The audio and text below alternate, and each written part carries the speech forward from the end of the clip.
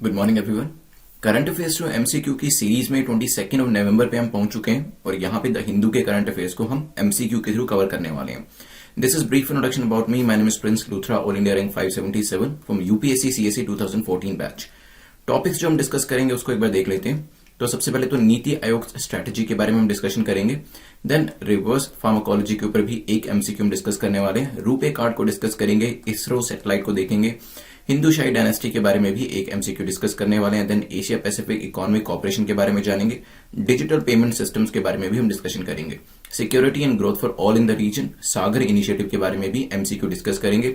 परम सिद्धि क्या है, इसके ऊपर भी एक क्वेश्चन है। And then finally new business digital application के बारे में हम डिस्कस करेंगे। आपका कोई भी डाउट होता है तो @prince_luthra पे आप मुझे टेलीग्राम के ऊपर भेज सकते हैं and I will reply to you. नए मेंबर्स को वेलकम कर लेते हैं। तो रिसेंटली शिवाशीष घोष ने, सचिन कुमार ने एंड उत्कर्ष राहुल ने हमारी वीडियो सीरीज को सब्सक्राइब किया है। मॉक टेस्ट सीरीज जो है उसको आप exam.netmock.com पे जाके सब्सक्राइब कर सकते हैं। The first test is free, आप उसे अटेम्प्ट कर सकते हैं ऑल इंडिया रैंकिंग को जानने के लिए। स्टार्ट करते हैं यूपीएससी कोड के साथ। Sometimes you have to go through the darkness to get to the light. तो लाइट तक पहुंचने के लिए आपको डार्कनेस से होकर जाना पड़ता है। अब यहां पे देखिए लाइट क्या है और डार्कनेस क्या है। देखिए जो यूपीएससी है इसकी प्रिपरेशन में 1 से 2 साल आपको डेफिनेटली लग सकते हैं। और बहुत बार स्टूडेंट्स के मैसेजेस आते हैं कि उनके ऊपर प्रेशर है फैमिली का। कुछ लोग ऐसा कहते हैं कि उनकी तैयारी जो है वो उतने अच्छे से नहीं हो पा रही है फैमिली सर्कमस्टेंसेस की वजह से या पर्सनल सर्कमस्टेंसेस की वजह से, कई बार फाइनेंशियल सर्कमस्टेंसेस की वजह से भी। तो यहां पे these are the dark phases, ये ऐसे फेजेस हैं जो कि आपके डार्क फेजेस हैं जिसमें से होकर आपको जाना ही पड़ेगा। और बिलीव मी, हर यूपीएससी एस्पिरेंट इस फेज से होकर जाता ही है। उनका जो कठिनाइयां होती हैं वो अलग हो सकती हैं लाइफ की, लेकिन कठिनाइयां तो हर किसी को फेस करनी ही पड़ती है इवेंचुअली, जब आपको फाइनली अपनी जो सक्सेसफुल स्टेज होती है वहां तक पहुंचना होता है। So to reach to the light आपको इस स्टेज से तो होके जाना ही पड़ेगा। इसको आप नेग्लेक्ट भी नहीं कर सकते, इसको आप अवॉइड भी नहीं कर सकते। ये एक तरीके से आपके लिए मैंडेटरी है और ये अच्छी चीज भी है, बिकॉज ये जो डार्क टाइम होता है ना, ये आपको ज्यादा स्ट्रांग बनाता है लाइफ के अंदर। तो ये चीज हमेशा याद रखिएगा कि जो डार्क टाइम आपकी लाइफ में डार्कनेसेस आती हैं वो कहीं ना कहीं आपको टेस्ट करने के लिए आते हैं कि whether you are the suitable candidate और नॉट, कि क्या आप सिविल सर्वेंट बनने के लायक भी हैं कि सिर्फ छोटी छोटी परेशानियों से ही हार मान जाते हैं। क्योंकि once you become a civil servant वहां पे तो और भी बड़ी बड़ी प्रॉब्लम्स आपको दूसरों के लिए फेस करनी पड़ेगी और दूसरों के लिए सोल्व भी करनी पड़ेगी। So can you handle that job, do you deserve to be there. तो अगर छोटी छोटी कठिनाइयां आप अपनी लाइफ की ही मैनेज नहीं कर पाएंगे तो वहां पर आप दूसरों की कठिनाइयों को कैसे फेस कर पाएंगे और दूसरों की प्रॉब्लम्स को कैसे सोल्व कर पाएंगे। So if you are able to solve your own problems तो कहीं ना कहीं एक आपके अंदर एक स्किल डेवलप हो जाएगा जिससे आप सिर्फ अपने ही नहीं दूसरों की जो प्रॉब्लम्स होती हैं उसको भी सॉर्ट आउट कर पाएंगे। चलिए, after lot of request winter discount जो है विंटर 50 करके हमने शुरू किया है। तो आप इसको यूज करते हुए प्री कम मेंस का जो प्रोग्राम या फिर कोई दूसरी सीरीज सब्सक्राइब करना चाहते हैं तो वहां पे विंटर 50 कोड को यूज कर लीजिएगा ताकि डायरेक्टली 50% डिस्काउंट आपको मिल जाए। वी कांट से कि ये कब तक चलने वाला है ये डिस्काउंट, तो आप कोशिश करिएगा जितनी जल्दी आप सब्सक्राइब कर सकते हैं इस कोड को यूज कर सकते हैं 50% डिस्काउंट के लिए कर लीजिएगा। अभी चलते हैं मार्किंग स्कीम के ऊपर। आप जानते हैं आपको 6 या 6 से ज्यादा क्वेश्चन जो है उसे सोल्व करना है to be in the safe zone. अगर मार्क्स 6 से कम आते हैं तो आप दोबारा से अटेम्प्ट कर लीजिएगा। चलिए फर्स्ट क्वेश्चन पे देखते हैं। आज का फर्स्ट क्वेश्चन जो है किसके बारे में, consider the following statement about NITI Aayog strategy for new India at 75। चलिए, तो रिसेंटली काफी सारी प्राइवेट फर्म्स हैं जो कि इंडियन रेलवेज में पार्टिसिपेट करना चाह रही हैं, जैसे कि L&T है, GMR है, वेल्सपन है, और अराउंड 150 से ज्यादा एप्लीकेशन रिसीव करी गई हैं जिसमें से 100 से ज्यादा एप्लीकेशन को एलिजिबल यहां पर ठहराया गया है। तो यहां पे प्राइवेट पार्टिसिपेशन को लेकर अगर आपको याद हो जो नीति आयोग की स्ट्रेटेजी आई थी न्यू इंडिया एट 75 को लेकर, उसमें भी काफी सारी बातें मेंशन करी गई थी कि इंडियन रेलवेज के अंदर प्राइवेटाइजेशन और इसके इंफ्रास्ट्रक्चर को लेकर कुछ बदलावों की जरूरत है। यहां पर 3 चीजें दे रखी और पूछा गया कि बताइए इनमें से कौन सी चीज यहां पर मेंशन करी गई थी। पहली है it envisages many targets in railway infrastructure. Railway infrastructure को लेकर काफी सारे टारगेट्स जो है इसके अंदर सेट किए गए हैं। हो सकता है it aims 100% electrification of broad gauge track by 2025। 2025 तक 100% इलेक्ट्रिफिकेशन की बात करी गई है। It provides for privatisation as it will lead to better infrastructure which in turn would lead to improved safety, reduction in travel time et cetera. सोचिए, वैसे तो मैंने एक्सप्लेनेशन में लार्जली आपको इसका आंसर बता दिया है, बट फिर भी आप इसका आंसर करिए। चलिए, तो जैसे मैंने आपको बताया कि प्राइवेट पार्टिसिपेशन की बात हो रही है यहां पर, तो yes it envisages many targets in railway infrastructure. Railway infrastructure को लेकर यहां पर काफी सारे टारगेट सेट किए गए हैं, जैसे कि एक 100% इलेक्ट्रिफिकेशन का ब्रॉड गेज के जो ट्रैक्स है वहां पर ये टारगेट किया गया है, जो कि 2022-23 तक पूरा किया जाएगा। क्योंकि देखिए न्यू इंडिया 75 है, इसी वजह से ये टारगेट हम 2025 तक नहीं 2022-23 तक ही कंप्लीट करेंगे। और यहां पे प्राइवेटाइजेशन की बात करिए, इसके कुछ पॉजिटिव पॉइंट्स जो है वो बताए गए हैं कि इससे सेफ्टी और ट्रेवल टाइम जो उसमें रिडक्शन होगी, और साथ में ही जो इंफ्रास्ट्रक्चर है वो बेटर तरीके से क्रिएट हो पाएगा। पहली और तीसरी स्टेटमेंट आपकी ठीक हो जाती है, आंसर आपका हो जाएगा बी। सिर्फ सेकंड स्टेटमेंट में थोड़ा सा ध्यान दे रहा था, पहली और तीसरी स्टेटमेंट आप कॉमन सेंस से सोल्व कर सकते थे। चलिए देखिए, अगर मेंस में क्वेश्चन पूछा जाता है प्राइवेटाइजेशन ऑफ रेलवेज के बारे में, तो आप इसके अगेंस्ट में और सपोर्ट में आपको पॉइंट लिखने पड़ेंगे। देखिए रीजंस बिहाइंड प्राइवेटाइजेशन में अगर देखा जाए तो काफी बार ऐसा होता है कि आप लोग ट्रेन की टिकट जो है वो बुक कराते हैं, रिजर्व कराते हैं, लेकिन उसके बाद वो वेटिंग लिस्ट से कभी भी आपकी कंफर्म नहीं हो पाती है। ऐसा क्यों होता है? क्योंकि इंफ्रास्ट्रक्चर इतना डेवलप नहीं है कि जितने भी यहां पर पैसेंजर्स होते हैं उन सबको एकोमोडेट करा जा सके। According to 2019-20 data, around 840 crore railways ferry करी गई, जिसमें से पैसेंजर्स थे during the busy season 13.3% passengers जो थे उनकी तो टिकट कंफर्म ही नहीं हो पाई। तो एक तरीके से आप कह सकते हैं हर 8 में से एक पैसेंजर जो था उसकी टिकट को कंफर्मेशन नहीं मिली यहां पर। तो ये एक रीजन है। इसके अलावा अगर आप टेक्नोलॉजी के बारे में बात करें, ट्रांसिट टाइम के बारे में बात करें, डिमांड सप्लाई डेफिसिट के बारे में बात करें, तो वो चीजें भी सोल्व हो जाएंगी जब प्राइवेटाइजेशन आता है और जब प्राइवेट टेक्नोलॉजी जो है वो इंडियन रेलवेज के अंदर आती है। तो इस चीज को ध्यान रखिएगा। चलते हैं नेक्स्ट क्वेश्चन के ऊपर, जो कि रिवर्स फार्माकोलॉजी के बारे में है। पूछा गया रिवर्स फार्माकोलॉजी के बारे में बताइए कौन सी स्टेटमेंट करेक्ट है, कौन सा कथन यहां पर सही है।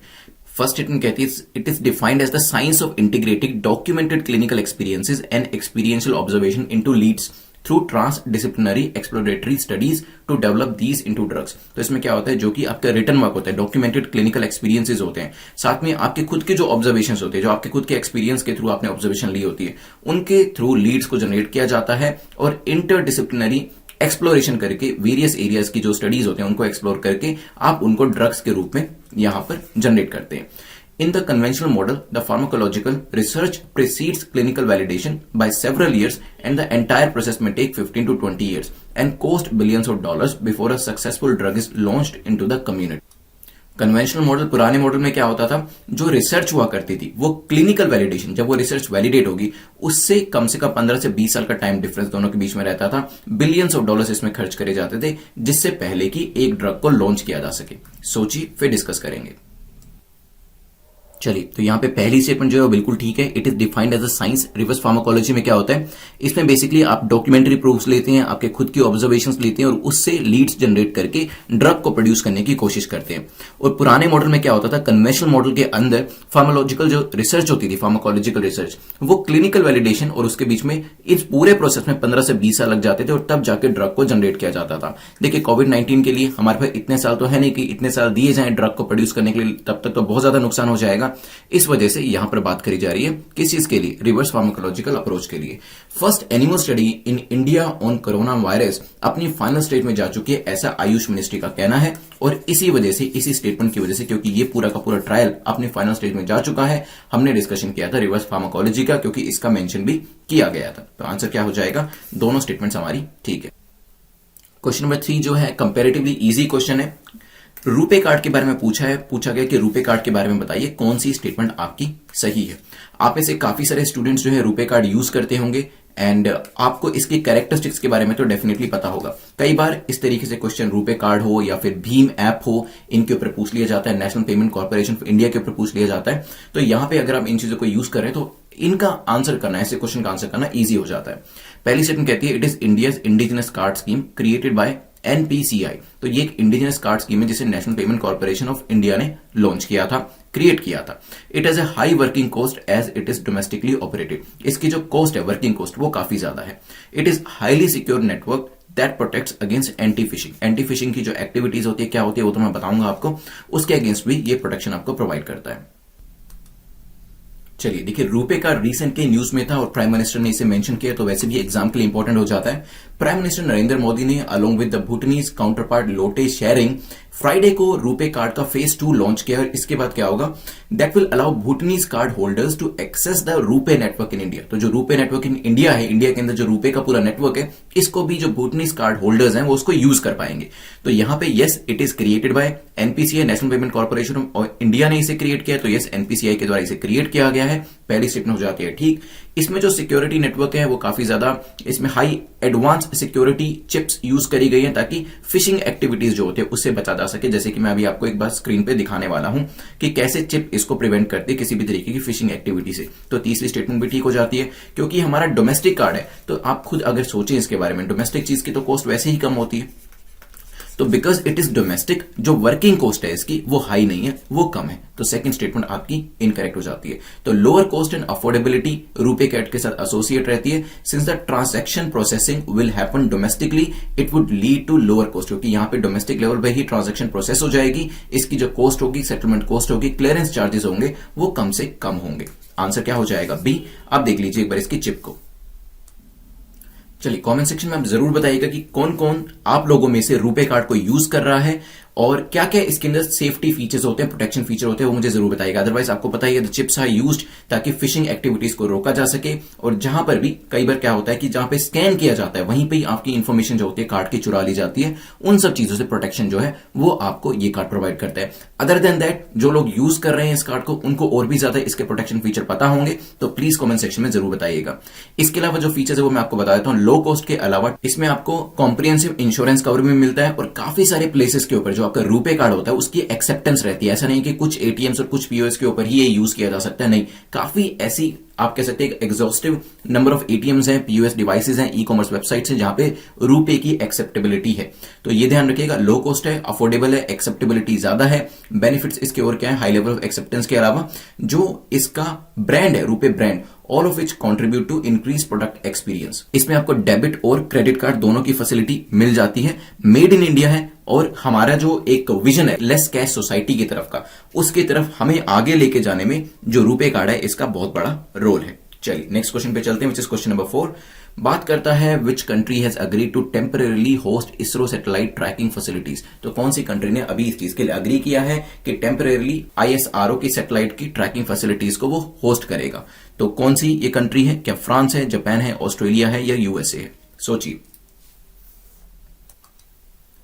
चलिए, तो यहां पे रिसेंटली ये जो फैसिलिटी प्रोवाइड करी गई है ये करी गई है ऑस्ट्रेलिया के द्वारा। और इससे क्या है, हमारा जो सिविल स्पेस एक्टिविटीज के अंदर कॉपरेशन है इंडिया का और ऑस्ट्रेलिया का, ये फर्दर एनहेंस होने वाला है। और इंडिया जो प्लान कर रहा है ह्यूमन स्पेस फ्लाइट प्रोग्राम को, उसके अंदर भी ये चीज हमें हेल्प करेगी। तो ध्यान रखिएगा इस चीज के बारे में।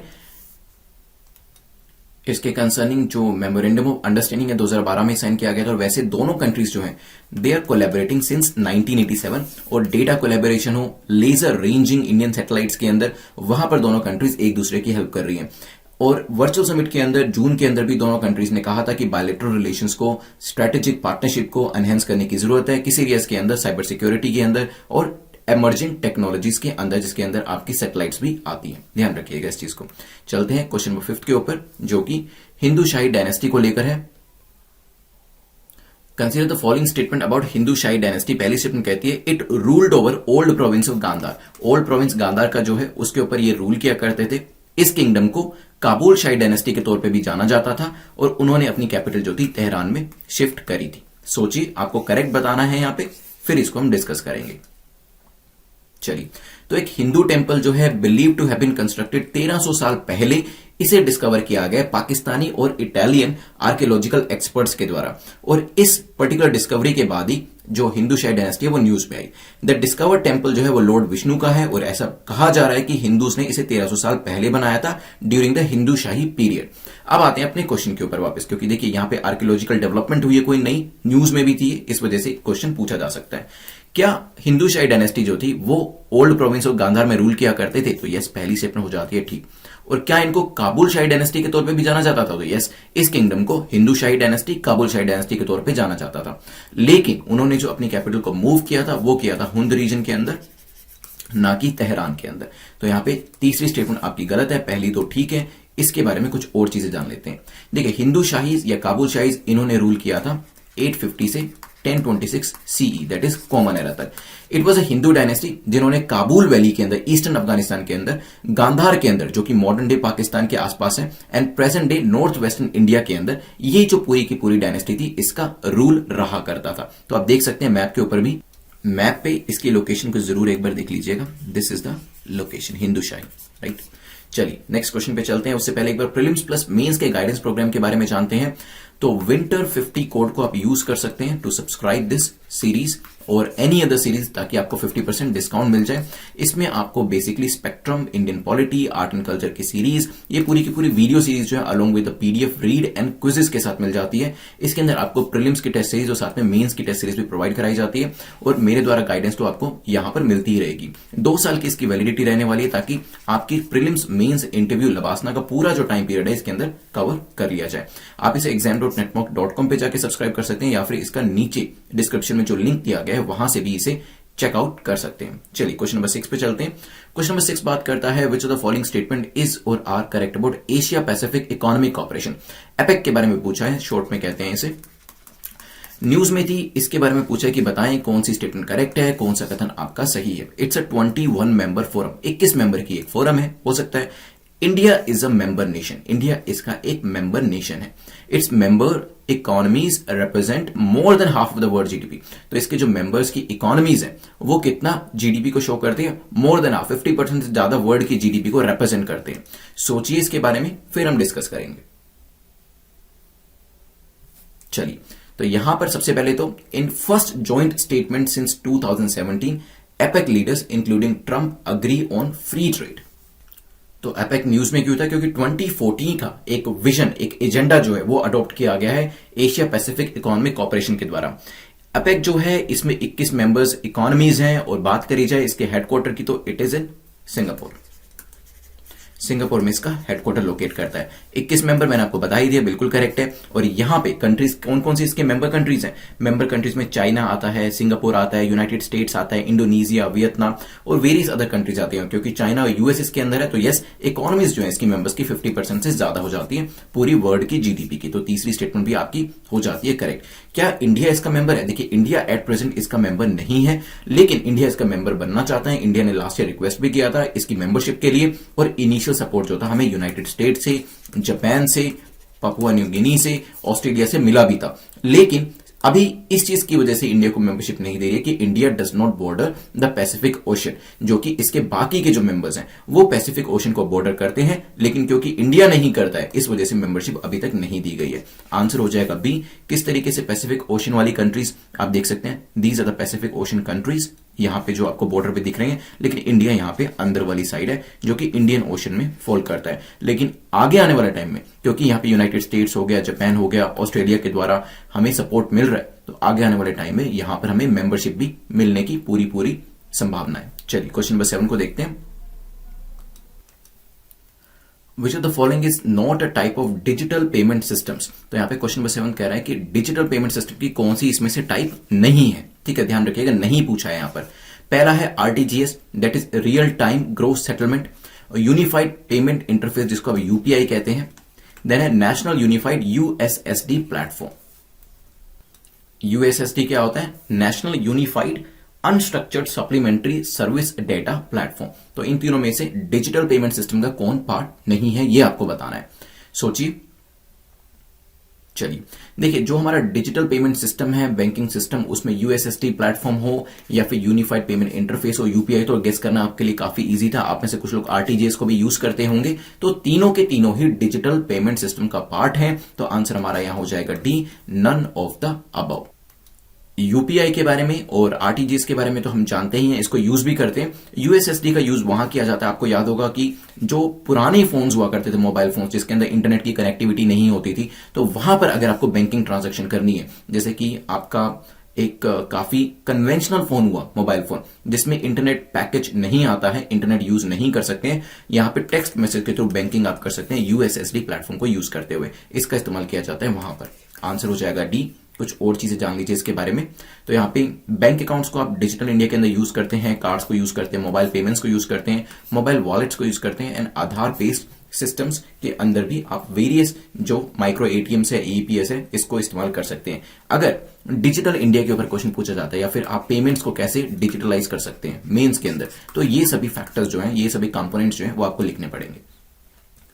चलिए क्वेश्चन नंबर 8 को देखते हैं, जो कि सागर के बारे में, security and growth for all in the region. काफी इंपॉर्टेंट एरिया है क्योंकि प्राइम मिनिस्टर इसके बारे में काफी बात करते रहते हैं। तो यहाँ पे पूछा गया है सागर के बारे में दो स्टेटमेंट्स देते हुए कि बताइए कौन सी स्टेटमेंट आपकी यहां पर सही है। पहली स्टेटमेंट कहती है it aims to leverage the white economy. White economy को लेवरेज करने में इसका एक मुख्य रोल है। India seeks to deepen economic and security cooperation through it. India जो है इकोनॉमिक और सिक्योरिटी कोऑपरेशन को और भी गहराई में ले जाएगा दूसरे देशों के साथ इंटीग्रेट करते हुए। सोचिए फिर डिस्कस करेंगे।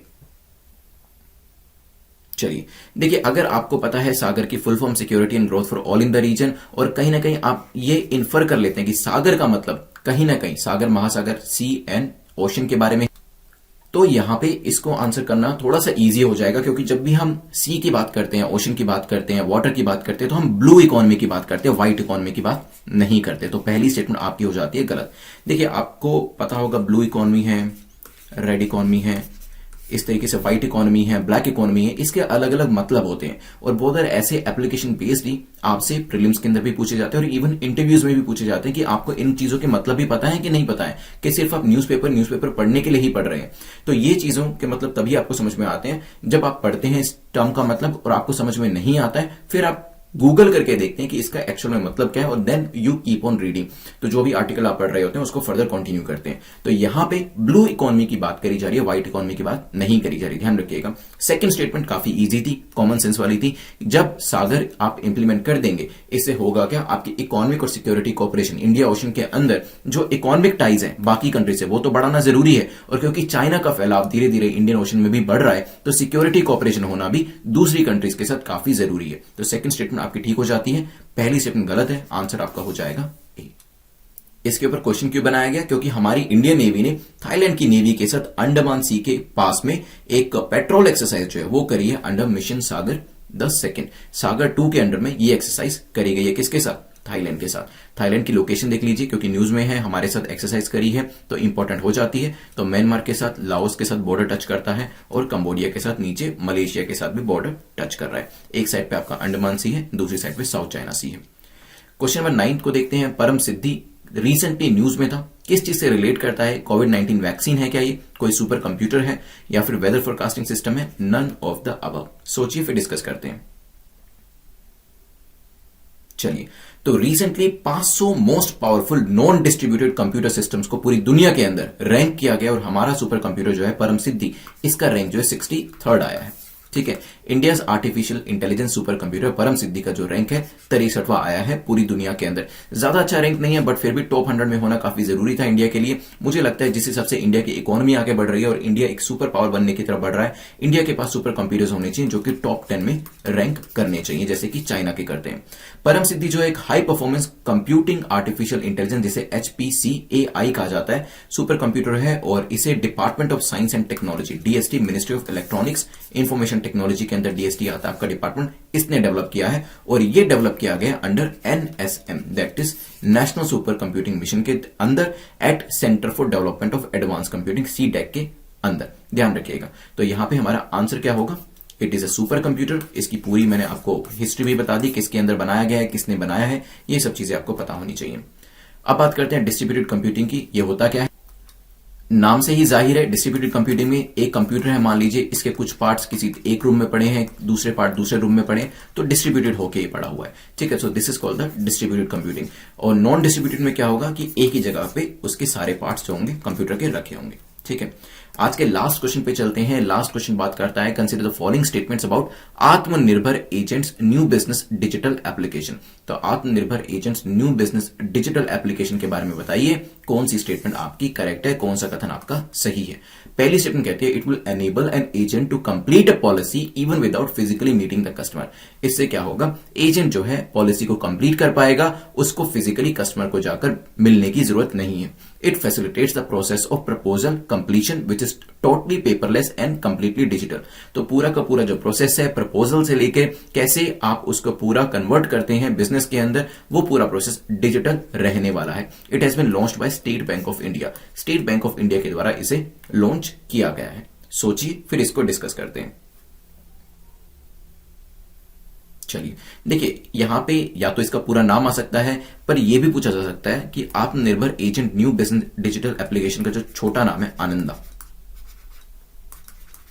ठीक है, ये जो चीज है आनंदा आपसे, अगर आप बैंकिंग एग्जाम के लिए, दूसरे एग्जाम के लिए तैयारी कर रहे हैं तो, या फिर LIC के लिए, ADO के लिए तैयारी कर रहे हैं, वहां पर भी पूछा जा सकता है ये चीजें आपसे। तो अगर अदर देन यूपीएससी की तैयारी कर रहे हैं तो उसके लिए भी ये क्वेश्चन काफी इंपॉर्टेंट हो जाता है। ईपीएफओ के अंदर भी ये क्वेश्चन आपसे पूछा जा सकता है, आनंदा का क्या मतलब है, आनंदा क्या है। तो LIC ने अभी recently new business digital application एक सॉफ्टवेयर को लॉन्च किया है जिसका नाम आनंदा दिया गया है। और वैसे भी जब हम ये पढ़ रहे थे, यहाँ पे पॉलिसी की बात हो रही थी, यहाँ पे फिजिकल मीटिंग नहीं करनी पड़ती इसकी बात हो रही थी, यहाँ प्रपोजल की बात हो रही थी, उसको पेपरलेस बनाने की बात हो रही थी। तो कहीं ना कहीं यहां से हमें समझ में आ गया था कि इंश्योरेंस की बात हो रही है, और जहां पे इंश्योरेंस की बात होती है वहां पे देखिए प्रोवाइड तो SBI भी करता है, लेकिन LIC जो है इस चीज में हमेशा आगे रहता है। तो यहाँ पे कहीं ना कहीं अगर किसी गवर्नमेंट एजेंसी की बात होगी तो LIC का रोल ज्यादा आगे रहने वाला है। तो पहली जो स्टेटमेंट है बिल्कुल ठीक है। दूसरी स्टेटमेंट, पूरे के पूरे बिजनेस को पेपरलेस किया जा रहा है। पहले जो ये प्रपोजल होता था इसके 15 से 20 पेज का एक फॉर्म होता था जिसे जो एजेंट होता था वो लेके जाता था, और कस्टमर के तौर पे हमें उसे भरना पड़ता था, अलग अलग जगह पे साइन भी करने पड़ते थे। लेकिन यहां पे अब फिजिकल मीटिंग की जरूरत नहीं है। काफी अच्छा इनिशिएटिव जो है वो LIC के द्वारा लिया गया। So it is not launched by SBI, ध्यान रखिएगा। Life insurance corporation of India ने digital application for agents for onboarding to get a life insurance policy इस आनंदा को लॉन्च किया है। आंसर हो जाएगा हमारा ए।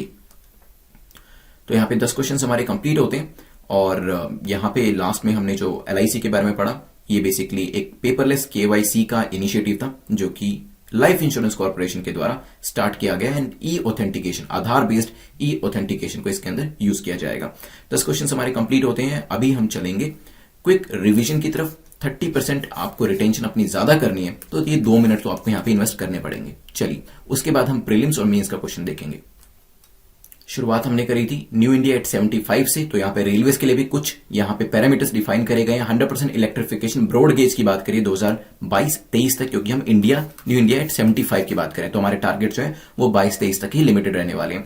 प्राइवेटाइजेशन से होगा क्या, आपका मेंस का क्वेश्चन भी इसके ऊपर है। तो यहाँ पे इंफ्रास्ट्रक्चर तो इंप्रूव होगा ही, साथ में safety and reduction in travel time भी आपको देखने को मिलेगा। जैसे अभी आपको काफी वेट करना पड़ता है अपने रिजर्वेशन के कंफर्मेशन होने का, क्योंकि सीट अवेलेबिलिटी काफी कम होती है, वो चीजों का सामना आपको कम से कम करना पड़ेगा।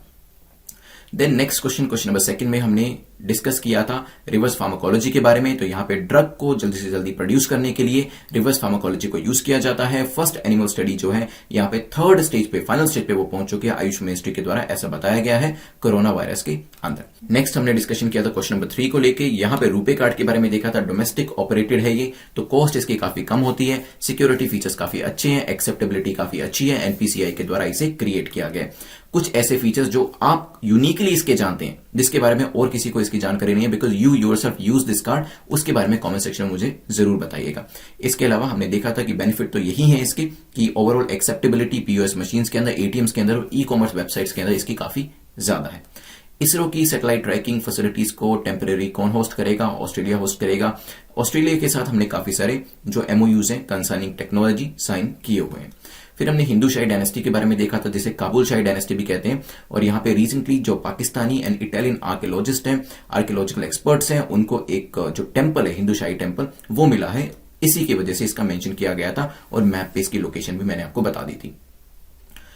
प्रीलिम्स प्लस मेंस का गाइडेंस प्रोग्राम है, इसके अंदर विंटर 50 कोड को जरूर यूज करिएगा टू गेट द 50% डिस्काउंट।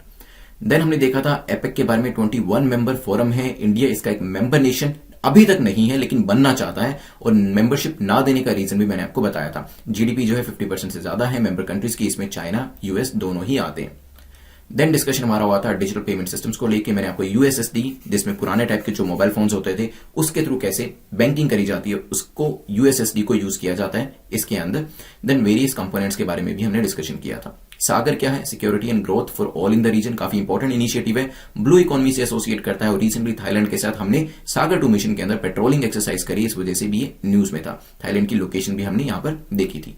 परम सिद्धि रैंक मैंने आपको इसका बताया था, 63rd रैंक है। सुपर कंप्यूटर इंडिया का department of science and technology जो कि MITI के अंदर आती है, इसने बनाया under NSM, that is national super computing mission eight CDEC, centre for development of advance computing. Distributed computing क्या होती है, नॉन डिस्ट्रीब्यूटेड क्या होती है, नाम से ही जाहिर था, हमने डिस्कस किया था। और लास्ट में हमने आनंदा के बारे में देखा था, LIC का एक बेसिकली सॉफ्टवेयर है जिसके थ्रू पूरा का पूरा प्रोसेस जो है वो ऑनलाइन लेके जाने वाले हैं। ऑथेंटिकेशन भी ऑनलाइन आपका आधार बेस्ड ई ऑथेंटिकेशन किया जाएगा। तो यहां पे हमारे 10 क्वेश्चन जो है वो कंप्लीट होते हैं। प्रीलिम्स का क्वेश्चन जो आपको आंसर करना है, प्लूटोन के बारे में देखा था। प्लूटोन क्या है मुझे एक लाइन में बताइएगा, नीचे यूट्यूब के कमेंट सेक्शन में मुझे बताइएगा आपकी प्लूटोन क्या है, और अब देखते हैं मेंस का क्वेश्चन। मेंस के अंदर आपको आंसर करना है natural disaster is one of the biggest predicament India faces. As a civil servant what recommendation would you give to take proactive measures to prevent such disaster. आपको पता है हमारी कंट्रीज में वेरियस पार्ट्स के अंदर natural disasters आते रहते हैं, चाहे वो सुनामी हो, फ्लड हो या फिर सूखा हो, ठीक है। तो इन सब चीजों को डील करने के लिए आप एज अ सिविल सर्वेंट क्या रेकमेंड करेंगे और कौन कौन से मेजर्स ऐसा लेना पसंद करेंगे ताकि इस तरीके की चीजों को जो इनका इंपैक्ट होता है वो बिल्कुल कम किया जा सके या फिर इनको प्रिवेंट किया जा सके। देखिए आगे चल के आपको भी एक डिस्ट्रिक्ट को मैनेज करना है, तो ये सब चीजें आपको पता होनी चाहिए कि किस तरीके से मेजर्स लिए जाते हैं, क्योंकि आपदा तो कभी भी आ सकती है। तो जब आपको इसके बारे में चीजें पता होंगी कि क्या क्या स्टेप्स लेने चाहिए पहले से ही, तो आप अपने डिस्ट्रिक्ट को एक मॉडल डिस्ट्रिक्ट बना सकेंगे। तो इसका आंसर आप प्लीज सबमिट करिएगा। लास्ट टाइम जो क्वेश्चन पूछा था उसका करेक्ट आंसर जो है एम चंदन ने किया है। सो एम चंदन कांग्रेचुलेशंस। आप मुझे @prince_luthra के ऊपर मैसेज करके बता दीजिएगा टेलीग्राम के ऊपर कि आपको जो पीडीएफ चाहिए वो हिंदी में चाहिए या इंग्लिश में चाहिए। मार्क्स अपने कमेंट सेक्शन में लिखना काफी जरूरी है। आप जानते हैं कि इसी से ही आप अपनी परफॉर्मेंस को आगे बढ़ता हुआ देख पाएंगे। And believe me it's one of the best feelings जब आप देखते हैं कि शुरुआती दौर में आपके स्कोर 0 से 3 के आसपास रहता था और धीरे धीरे इंप्रूव होकर 5-6 तक पहुंच गया और फाइनली 8, 9, 10 तक भी आपका स्कोर आने लग गया है। बिकॉज इट शोज कि आप इंप्रूव कर रहे हैं, जो भी आपका हार्ड वर्क है वो वेस्ट नहीं जा रहा है। तो इसलिए अपने कॉमेंट सेक्शन में मार्क्स जरूर लिखा करें, चाहे वो कितने ही कम क्यों ना हो। टेलीग्राम के ऊपर आपको पीडीएफ भी मिल जाएगी और आप चाहें तो मुझसे क्वेश्चन भी पूछ सकते हैं इस लेक्चर के कंसर्निंग या अदरवाइज भी। बेल आइकन को प्रेस करना जरूरी है so that you could get all the notifications concerning all the videos. तो यहां पे ऑल बटन जरूर प्रेस करिएगा बेल आइकन को प्रेस करने के बाद। Thanks for watching, see you tomorrow, have a nice day.